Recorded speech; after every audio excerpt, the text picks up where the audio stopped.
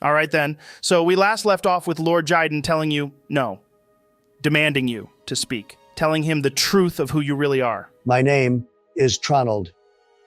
I have no mother. I have no father. I am a clone. Somehow, whether it was by my own hand or the doings of others, I managed to avoid the finality of death, the death that certain individuals so desperately wanted. They hoped to erase me from this world completely, with no hope of ever returning. Lord Jiden leans forward slightly, his eyes narrowing as he takes in your words. Who's they? The ones who now sit in power. But you know that already, don't you? You've already said that your reward for turning me in would be substantial. Yes, I am vaguely familiar with your downfall. How you were a threat to all our people, that you were a traitor, that you were a spy from the inside, hoping to drive the nation of Aurorus to death. The tales of your treachery have reached far and wide. Yes, I know of you, Lord Tanavir. You shouldn't have come here. For now, I have to kill you myself. Traitor? I am many things, Lord Jiden, but never call me traitor. The real traitors are those who sit in power now, the ones who murdered Emperor Valerius, my friend, the ones who drove their weapons through my son's heart right in front of me before doing the same to me. You dare speak to me of traitors? You know nothing of the word. I wanted to help people, Jiden. I wanted to use the secrets, the magic I created, to help this nation flourish. Aurorus was everything to me. I put it before my family, before myself. And because of that, everything I ever loved, everything I ever cared about, was torn from me. But you would have thought I'd have learned, wouldn't you? That after losing everything, I'd put myself and those I care about first. But no, I'm a slow learner. Because here I am, standing before you, exposing my name, knowing the storm it could unleash, for one simple hope. I came to you, Jiden, laying bare my identity, risking everything. Why? Because I hoped you would listen. Listen to the truth about what's approaching your doorstep. You don't understand the gravity of what's coming.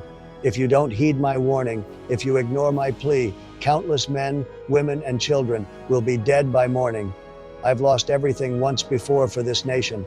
I stood alone, sacrificed all that I held dear, and I'm willing to risk it all again. But you need to understand, Jiden, this is bigger than you, bigger than me. This is about saving lives, about stopping a massacre. Give me a persuasion check, with advantage. That's a natural 20, Joe. Lord Jiden's eyes widen, his stern expression giving way to a mix of realization and sorrow. He leans back slightly, absorbing the gravity of your words. You speak the truth, don't you? The capital is more corrupt than I ever realized. I'm sorry for what happened to your family, Lord Tanavir. Please, continue.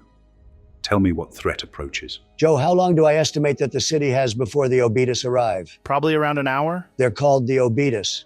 We have been following their trail for a while now, but have only recently discovered the true depth of their power and ambitions.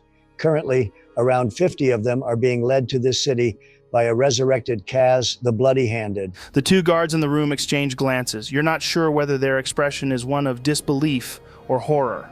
It's then Lord Jiden stands up, resting his hands on the table. Kaz, the warlord from the old tales? How is that even possible? Sorry to interrupt, Lord Jiden, but if this is true, and the Obetus are being led by this Kaz, then we have to call for aid immediately.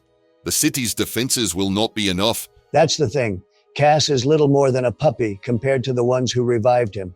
Their inner circle consists of 13 members, and from what I've seen, each member in the hierarchy has considerably more power than the last. Even the weakest of them is enough to keep Cass on a leash. Then who is the leader of this Obetus? Who commands such a formidable force? His name is Vizuriel, and he is no ordinary leader. He is the kin of Asmodeus, his direct bloodline. He is his grandson. This is worse than I could have ever imagined.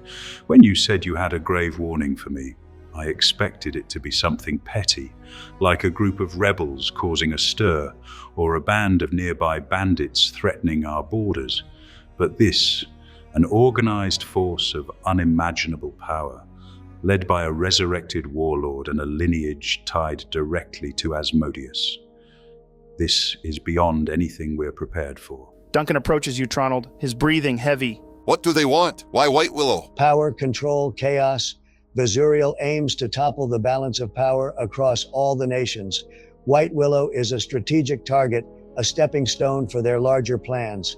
I don't know what their aim is, only that they will not stop until every city, every nation falls to its knees in front of him. I don't know how long we have before he brings both Vecna and Orcus to this plane of existence also. He wants to shatter the celestial gates and kill even the gods. Okay, we have to act swiftly, mobilize our defenses, warn the citizens, and prepare for an assault the likes of which we've never faced. This city has stood for centuries, and we won't let it fall now, not without a fight. Lord Tanavir, how long do we have before they arrive? I'd say an hour tops, but even that would be pushing it. Duncan, take Lord Tanavir back to his allies. Mobilize the defenses with him. Make every preparation you can. Oh, and when you're out there, consider his command to be my own. Lord Tanavir, I will attempt to raise the banners and get in contact with the local towns. I'll even reach out to Waterdeep. If we can hold them off long enough, there's a chance they could reach us in time. Duncan nods sharply at Lord Jaiden's command, his face set with determination. He gestures for you to follow him, and together you stride out of the room, the heavy oak doors closing behind you with a resolute thud. As you speed walk through the winding corridors of the keep, the atmosphere feels charged. Servants and guards go about their duties, unaware of the impending conflict, their faces marked by the routine of daily life. You descend the ornate staircase, the distant murmur of the courtyard growing louder with each step. Duncan's pace is brisk, his focus unyielding as he leads you back to the courtyard. Finally, the heavy doors open to reveal your companions waiting, still guarded. Guards, stand down. Lord Tanavir and his allies are no enemies of ours. These individuals are to be treated with the same respect and authority as you would grant to Lord Jaiden himself. Spread the word. White Willow is under attack. Man the battlements and prepare the defenses. Ensure the ballistas and catapults are ready. Position boiling oil above the gates. Alert every man capable of fighting to arm themselves and rally at the first level of the city. Go, now! The guards' eyes widen, shock rippling through their ranks as Duncan's words sink in. For a moment, the courtyard is still, the weight of the impending attack hanging like a thick fog. Then, almost in unison, they snap to attention, their hands moving to their chests in a swift, respectful salute. Without a word, they turn and sprint off in different directions. Some head towards the battlements to prepare the anti-siege equipment. Others rush to the gates. The rest spread out into the city, their voices carrying the urgent message to arm and rally. So you managed to get through to him then? Yeah, but that was the easy part. Now we've got to actually defend this city. Well, where do we even begin with that? Well, if they're all equipping themselves, we should do the same, meaning buffing ourselves and whatnot. Duncan, you said that we're all going to rally at the first level, right? Does this city have multiple levels, meaning that each one can be sealed off if they somehow get through the first? Yes, Lord Tanavir. Don't call me that. Tronald will do fine. Sorry, Tronald. But yes, the city has 3 layers. Each level can be sealed off in the event of a siege, providing an additional line of defense should the outer wall be breached. However, be aware that these internal barriers are not as formidable as the main fortifications. They will slow the enemy, but they are not designed to hold off a determined assault indefinitely. Our best chance is to reinforce the outer wall and make our stand there. But if it comes to it, we will use every level to our advantage. Joe, I want to try and find a loose stone or a sturdy tree branch. Yeah, okay, you find that easy enough. Duncan, do you have any explosives in this city? Black powder, potent alcohol, alchemical fire, or any volatile magical components? Anything that would go boom if set alight? What are you planning, Tronald? I'm sure we could pull together some stuff. Well, gather as much as you can and meet me at the first level. Joe, I'm going to begin casting Glyph of Warding on the loose stone I found, then begin making my way to the front of the city. Come on, guys. You do realize that if you move more than 10 feet after the spell has been cast, it dissipates with no effect? Yeah, I'm aware. That's why I'm going to stop moving before it finishes. All right then, let's make our way to the city battlements. See if we can see them approaching yet. I'll gather as much as I can and bring them to you, Lord. I mean, Tronald. With that, he turns on his heel and strides off, barking orders to the guards as he goes. The rest of you make your way towards the city walls. As you pass through the streets, you see guards hastily donning armor, average men and citizens arming themselves and being armed by soldiers. Women and children hurry towards the inner layers of the city, their faces marked by fear. The closer you get to the walls, the more intense the preparations become. Trebuchets are being set up on raised platforms behind the city walls, crews working quickly to ensure they are ready for the impending assault. The city walls themselves rise up before you, towering around 50 feet high. They are formidable, constructed from massive stone blocks, and seem almost impregnable from this vantage point. The battlements are wide and sturdy, designed to allow archers and soldiers to move freely along their length. The crenellations provide cover, while the murder holes and arrow slits are strategically placed for maximum defensive capability. Let's make our way up a guard tower to get a view of what's going on. All right. You make your way up a stone guard tower, the steps winding steeply upwards. The sounds of the city below fade as you ascend, replaced by the brisk wind and the murmur of preparations. Reaching the top, you step out onto the battlements themselves. The view is both awe-inspiring and sobering. The vast expanse of the land stretches out before you, the city's defenses laid out in meticulous detail. Archers line the walls, their longbows strung and arrows nocked, ready for the first sign of the enemy. Soldiers move with purpose, setting up cauldrons of boiling oil and positioning racks of spears and other weapons within easy reach. Can I see anything, Joe? Do you mean can you see the Obetus yet, or? Yeah, can I see anything out of the ordinary approaching the city? Give me a perception check, Saxy. That's a 13, Joe. Saxy, as you look out from atop the battlements, you notice a thick rolling fog advancing towards the city. The fog moves with an unnatural swiftness, its dense tendrils creeping steadily closer. Everything beyond a mile is swallowed up by the murky, impenetrable veil, rendering the landscape almost completely invisible. The sight of the fog, so dense and deliberate, sends a chill down your spine, hinting at the dark forces that lie hidden within its depths. The advancing fog seems to consume the world around it. Damn. It's crazy to think that just beyond that fog, an army marches towards us. Well, the one positive of the situation is that their numbers weren't huge. Yeah, there's Cass who's powerful, but then there's only 50 underlings who can't be overwhelming if Cass managed to snap one of their necks in a split second. Don't forget Mordred, she'll be amongst them as well. Yeah, so we've got 2 powerful people and 49 grunts. Don't forget the imps and pit fiends. They're not exactly going to be easy to deal with. A single pit fiend would be hard enough by itself, but Jyden has sent out a request for help, so hopefully the nearby towns and Waterdeep will arrive with aid. We just need to hold them off until they do. Right, so what are we doing in the meantime? Just prepare yourself, buddy. We have a long night ahead of us. Yeah, I'm going to be looking through the scope of my rifle, keeping an eye on the center of the fog, waiting for anything to emerge. All right then, guys. So 20 minutes pass, each second dragging with a tense, almost unbearable weight. The fog that had rolled in with such ominous intent begins to thin, its dense shroud giving way to a hazy translucence. Through this eerie veil, vague shapes start to form, shadowy figures moving within the mist, their outlines growing clearer with each passing moment. Then they emerge. One by one, the Obetus step out of the fog, their cloaked forms cutting through the haze like dark phantoms. The imps flit around them, their bat-like wings creating an unsettling whisper in the otherwise still air. At the forefront, Cass strides forward, his presence commanding and fearsome, his armor glinting dimly in the filtered light. The fog parts further, but there are no pit fiends, no sign of Mordred. The absence of these more formidable foes does little to lessen the dread. The sight of the Obetus, imps, and Cass, each figure now starkly visible against the thinning mist, brings a cold realization of the imminent battle, the true scale of the threat becoming all too clear. All right, Saxy. I'm going to need you to empty your bag of holding into my bag of holding. Don't worry, you can hold on to mine afterwards. It's just we're going to need a spare one. All right. Joe, I do that. Okay, Joe, can I see Duncan? Where the hell is he? Make a perception check for me, Tronald. That's a 15. Tronald, as you look around, your eyes scan the scene below from atop the battlements. Your gaze sweeps past the guards preparing their weapons, the pikemen forming an inner circle behind the gate, fortifying their positions. Then you spot him. Duncan, alongside another guard, is emerging from a nearby gate.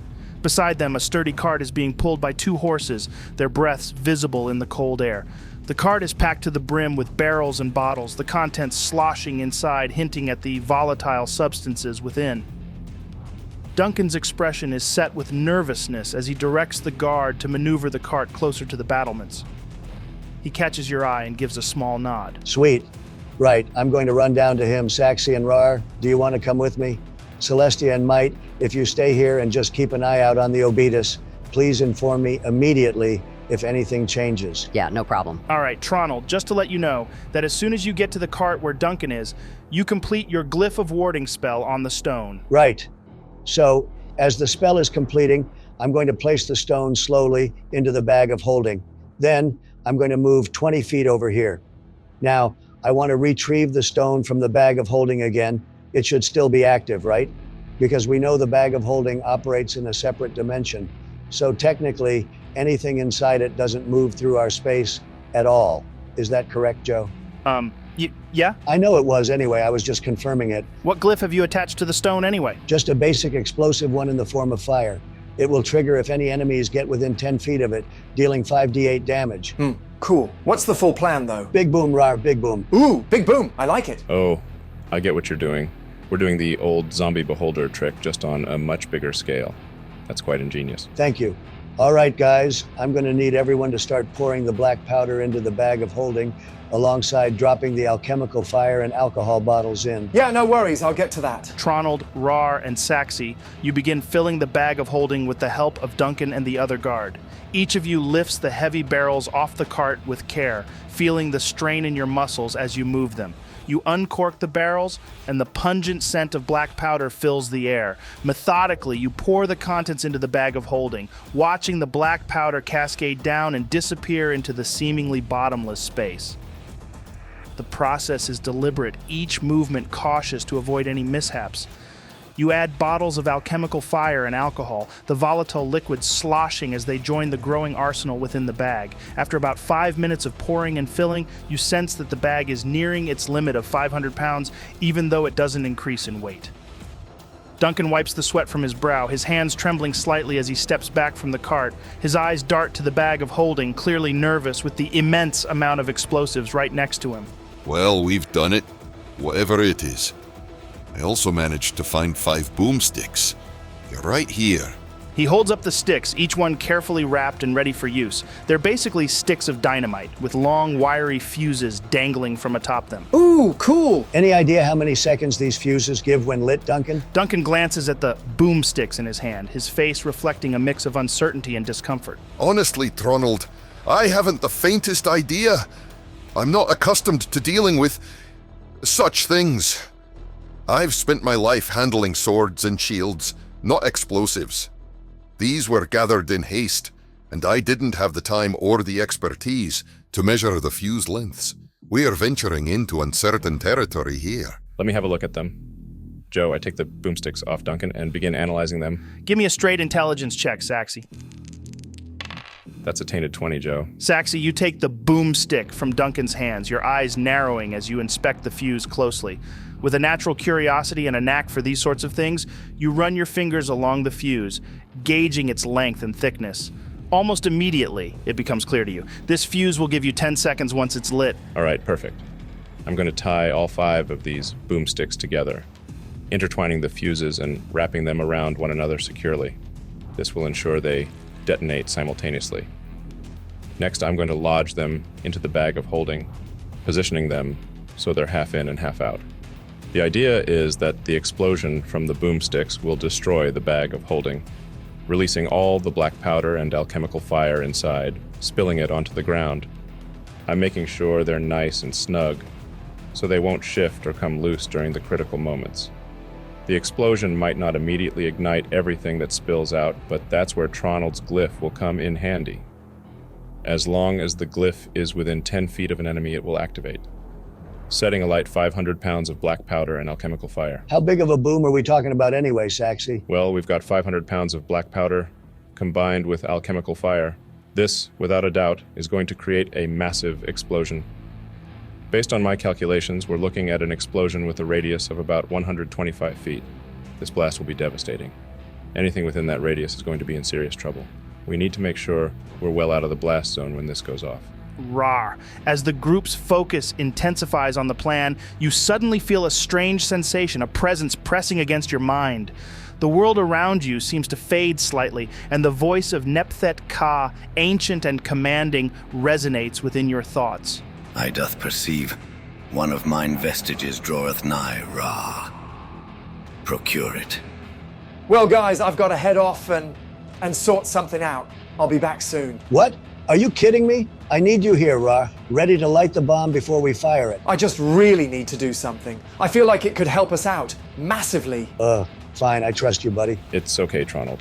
I'll stay down here and deal with the bomb if you want to be on the walls, directing me when to act. Hey, Joe, can I get an update on what's happening out here? Give me a perception check, Celestia. Fuck yeah, that's a natural 20, Joe. Epic. All right. Celestia, as you peer out from atop the battlements, you notice the scene below is unnervingly still. The imps, the 49 Obitus and Cass, stand motionless, positioned around 700 feet from the city walls. The silence is oppressive, broken only by the occasional gust of wind. Your eyes are drawn to Cass, standing at the forefront, a scroll unfurled before him. He mutters under his breath, his lips moving almost imperceptibly as his eyes scan the parchment. There's a tension in the air, a barely perceptible hum of energy that sends a shiver down your spine. The Obitus and imps stand as if waiting for a signal, their stillness adding to the growing sense of dread. You notice a faint purple aura emanating from each of the Obitus, like a ghostly mist rising from their forms. This aura flows towards Cass, converging and swirling around him in an almost tangible stream of energy. The air around him seems to pulse with this eerie light, the purple glow growing stronger as the minutes pass. The longer he reads, the more palpable the energy around him becomes, like the calm before a storm. The unease gnaws at you. Tronald, I'm gonna need you to come up here, buddy. Something weird is happening. Right. Okay. Saxy, are you okay with all of this down here? Load the bomb into an onager and wait for my signal. Yeah, I'm fine here, man. Just let me know when you want me to release it and in what direction. Great. All right, Joe. I'm going to head up and see what's going on. Tronald, as Celestia's urgent call reaches you, you quickly make your way up the stone tower staircase, the narrow corridor amplifying the sound of your hurried ascent. The cold stone walls seem to close in. Reaching the top, you step out onto the battlements where Celestia and Might stand, her eyes fixed on the scene below. As you join them, you take in the sight that has drawn Celestia's concern. The imps, the 49 Obitus, and Cass remain eerily still, positioned 700 feet from the city walls. Your gaze is immediately drawn to the faint purple aura emanating from each of the Obitus. This spectral glow flows like a river of light, converging and swirling around Cass. The energy pulses rhythmically, growing more intense with each passing second. Cass stands at the center, a scroll unfurled before him, his lips moving in a silent incantation. What in the hell is he doing? I don't know, but whatever it is, it doesn't look good, does it? Do you think we should start firing? No. The likelihood of the projectiles reaching them isn't great. We wait. How long for? I mean, he's just gonna keep gathering his power or whatever it is he's doing, and what? We're just gonna let him? He's positioned his army perfectly. Do you think he doesn't know that our artillery can't reach him from there? No, he knows. This isn't just brute force, it's strategy. He's calculated every move, every inch. There's nothing we can do but wait. Our hands are tied until he makes the next move. But hey, we're not entirely without hope. Hopefully, word has already reached Waterdeep and reinforcements are on their way. Aren't you nervous about that? You know, Waterdeep coming here? They are looking for us all, so I guess it's a double-edged sword. No, I'm nervous about what's out there ready to kill us. I'd hope that Waterdeep would come to its senses. What if Lady Alara is with them? Then we deal with that when it comes to it. What were you guys doing down there anyway with the black powder? We created an extremely potent bomb. We need them to be a couple of 100 feet closer before we can deliver it to them, though. What about if I used my polymorph spell? I could fly above them and drop it down. No, Celestia. It's a bold idea, but there are too many variables. You would need to be low enough for gravity to ensure the bomb hits the ground within those 10 seconds. While you might be out of range of their ground projectiles, look around. The pit fiends are nowhere to be seen. I suspect they're lurking just out of sight, waiting for the perfect moment to strike from the sky. We've just brought you back from the dead, Celestia. I won't risk losing you again. So no, we won't take such a risk. All right, Joe, let's go treasure hunting. I want to ask Nepthet Ka. Do you have any idea where it is? Can you sense the direction of it? Nepthet Ka's voice echoes in your mind. The closer I draw to one of mine vestiges, the stronger the pull becomes. I doth feel its tug even now. Hold me aloft. Permit me to guide thee. Follow the path mine essence reveals, and together we shall uncover the relic concealed within this place. Not a problem. Joe, I hold the sword out in front of me and allow it to guide my steps. Okay, Raarh. You hold your great sword of Nepthet-Ka out in front of you, feeling an almost magnetic pull guiding your steps. The sword hums with a subtle, resonant energy, its ancient runes glowing faintly. Determination sets in as you follow its direction, your path clear despite the chaos around you. It takes you around 10 minutes of traversing the streets, now mostly empty due to the evacuation. The once bustling avenues are eerily silent, the air thick with anticipation and the distant sounds of preparation for the impending siege. The cobblestone paths are slick with the recent rain, the smell of damp stone and earth filling your nostrils. Occasionally you pass by hastily abandoned market stalls, their wares left behind in the rush to safety. As you continue, the buildings around you grow older and more worn, their facades bearing the marks of age and neglect. The atmosphere is gritty and somber. The pull of the sword becomes stronger, more insistent, leading you with unwavering precision. Finally, you arrive at a storefront. The sign above the door reads, Eldoria's Curios and Antiquities. The wooden sign, weathered by time, creaks slightly in the breeze. The shop's exterior is a blend of faded elegance and rustic charm. The large, arched windows are framed by ivy that clings to the stonework, giving the place an almost mystical aura. The glass panes are slightly fogged, hinting at the mysteries within. The door is heavy oak, adorned with intricate carvings of mythical creatures and arcane symbols. A brass bell hangs above it, ready to chime with any entrance. Through the windows, you can see shelves crowded with a vast array of trinkets, oddities, and ancient relics, all illuminated by the soft glow of candlelight. The atmosphere is rich with history, each item seemingly whispering tales of the past. Sweet! So it looks like this could be the place, buddy. Right, I'm going to open... Sorry, buddy, I'm gonna have to go back to the other guys for a second. Oh, okay, cool. Tronald, Mite, and Celestia. You watch intently as the purple energy continues to form in the distance. The aura pulsates and grows, an otherworldly light casting eerie shadows on the landscape. The energy builds and builds, its intensity palpable, the air around you thick with its power. The very essence of the spell seems to condense, the pressure mounting as if the atmosphere itself is being compressed. As the energy swells to its peak, it suddenly begins to shrink, contracting upon itself. Yet as it diminishes in size, it does not lose its potency. Instead, it feels as if an immense pressure is being compressed, growing denser, more volatile. The tension in the air is electric, each heartbeat louder than the last. You can barely breathe as the energy contracts further, becoming a tight, throbbing point of power. The world seems to hold its breath, the oppressive silence before the storm. Then, in an instant, the energy vanishes. For a split second, there is nothing but a profound silence. And then, boom! A thunderous shockwave erupts outward, the force so powerful it almost knocks you off the wall. The earth itself groans in response, a deep, resonant rumble coursing through the veins of the land. The sheer magnitude of the explosion sends tremors through the ground, shaking the very foundations of White Willow. Your ears ring from the deafening blast, and as you steady yourselves, your eyes widen in horror. Before you, hands begin to rip through the soil. At first it's a few, then tens, then hundreds, and finally thousands. Thousands of corpses, some skeletal, others grotesque fleshy meat sacks, claw their way out of the ground, a relentless tide of undead rising from their earthly graves. Oh shit. The scene before you is a symphony of dread, each note a testament to the dark ritual's culmination. The undead horde surges forward, an unholy legion summoned from the depths of despair. The tension crescendos, the reality of the impending battle sinking in as the horde amasses at the city's doorstep. The air is thick with the stench of decay and the weight of imminent peril, each moment a harbinger of the chaos about to unfold. Is this it? Is this all you can conjure, Cass? What the fuck are you talking about, dude? I don't know, it sounded cooler in my head. Is everything okay up there, guys? No, Saxy, no, it most certainly isn't. And that is where we're going to wrap up this session.